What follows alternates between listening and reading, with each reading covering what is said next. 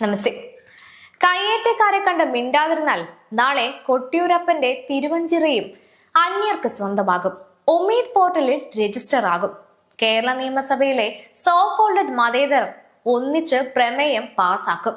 അതിനു മുൻപ് ഉണരുക, പ്രതിരോധിക്കുക, അകറ്റി നിർത്തേണ്ടവരെ അകറ്റി തന്നെ നിർത്തുക.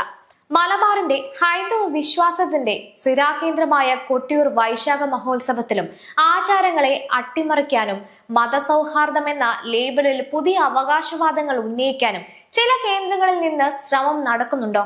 ചരിത്രപരമായി കോട്ടയം കോവിലകത്തിന്റെ കീഴിലും താന്ത്രികമായി മുത്തപ്പള്ളി മനയുടെ ആചാരക്രമങ്ങളും അനുസരിച്ചും നടന്നു പോകുന്നതാണ് കൊട്ടിയൂർ ഉത്സവം.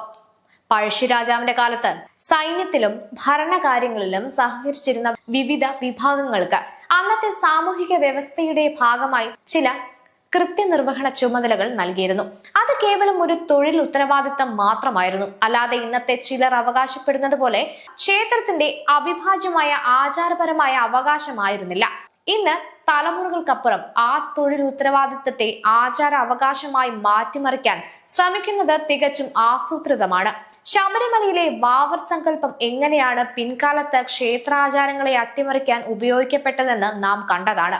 അതേ പാതയിൽ കൊട്ടിയൂരിലും വെള്ളം തിരിച്ചുവിടുന്ന ചടങ്ങിനെ മുൻനിർത്തി പുതിയൊരു സൗഹാർദ്ദ കഥ മെനയുകയാണോ? ഈ വിഷയത്തിൽ മൗനം പാലിക്കുന്നവർ സ്വയം ചോദിക്കേണ്ട ചോദ്യങ്ങൾ പറഞ്ഞു തരാം. 1. ഒരു കാലത്ത് തൊഴിലിന്റെ ഭാഗമായി നൽകിയ ചുമതലകളെ എന്തിനാണ് ഇപ്പോൾ മതപരമായ അവകാശമായി വ്യാഖ്യാനിക്കാൻ ശ്രമിക്കുന്നത്? 2. ക്ഷേത്ര ചടങ്ങുകളിലും ആചാരങ്ങളിലും പങ്കാളിയാകാൻ മതം തടസ്സമായി കാണുന്നവർ എന്തിനാണ് ഇത്തരം ഹൈന്ദവ ആചാരങ്ങളിൽ മാത്രം അവകാശം സ്ഥാപിക്കാൻ അമിതാവേശം കാണിക്കുന്നത്? 3. ശബരിമലയിൽ അയ്യപ്പസ്വാമിയുടെ ആചാരങ്ങൾ സംരക്ഷിക്കാൻ തെരുവിലിറങ്ങാത്തവർ കൊട്ടിയൂരിലെ ഇതേ അവകാശവാദങ്ങളെ എന്തിനാണ് പിന്തുണയ്ക്കുന്നത്? ശബരിമലയിലെ വാവർ സ്വാമിയുടെ മുന്നിലിരുന്ന് കാണിക്കായി കോടികൾ വാരിയെടുക്കുന്നവർ ഒരേ ഒരു ദിവസം പോലും അയ്യപ്പസ്വാമിയെ ദർശനം ചെയ്യാത്തവരാണ്. എനിക്കിത് നേരിട്ടറിയാം. ബാക്കി പറയുന്നില്ല. എന്തിനു വേണ്ടിയാണ് ഇവരെ സന്നിധാനത്ത് കുടിയിരുത്തിയിരിക്കുന്നതെന്ന് മനസ്സിലാകുന്നില്ല. 4.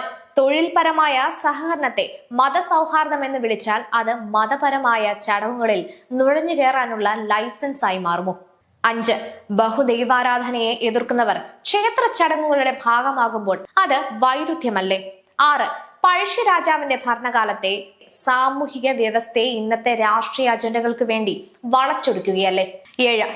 ഇത്തരം ചെറിയ പ്രതീകാത്മക നീക്കങ്ങൾ ഭാവിയിൽ വലിയ ആചാര ലംഘനങ്ങൾക്ക് തുടക്കമിടില്ലെന്ന് ഉറപ്പുണ്ടോ? 8.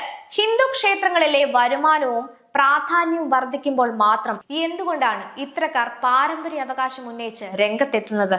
9. ക്ഷേത്ര ഭാരവാഹികളും വിശ്വാസ സമൂഹവും ഈ നീക്കങ്ങളെ കൃത്യമായി തിരിച്ചറിഞ്ഞ് പ്രതിരോധിക്കേണ്ടതല്ലേ? അവസാനമായി, നിങ്ങൾ വർഗീയവാദികൾ എന്ന് വിളിച്ചോ, പ്രശ്നമില്ല. എന്നാലും ഞാൻ പറയും, ഇന്ന് കേരളത്തിൽ കണ്ടുവരുന്ന ഒരു പ്രവണതയാണ്. ഉദാഹരണം, വാങ്കു വിളിച്ച സ്ഥലമാണ് തിരുവിതാംകൂട് എന്ന് സ്ഥാപിക്കുന്ന ചിലരെ മതേതരത്വം പറഞ്ഞ് ആദരിക്കാൻ ചിലർ, കൂടാതെ ഇന്ത്യയെ മൊത്തമായി വഖഫ് ഭൂമിയാക്കാൻ ശപഥം ചെയ്തിറങ്ങിയവർ.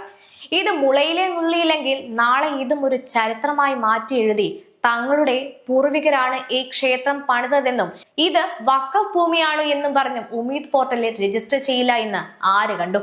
വിശ്വാസങ്ങളും ആചാരങ്ങളും സംരക്ഷിക്കപ്പെടേണ്ടത് വിശ്വാസികളുടെ കടമയാണ്. ആചാരങ്ങളെ അട്ടിമറിക്കാനുള്ള ഇത്തരം നീക്കങ്ങൾക്കെതിരെ സമൂഹം ജാഗരൂകരാകണം.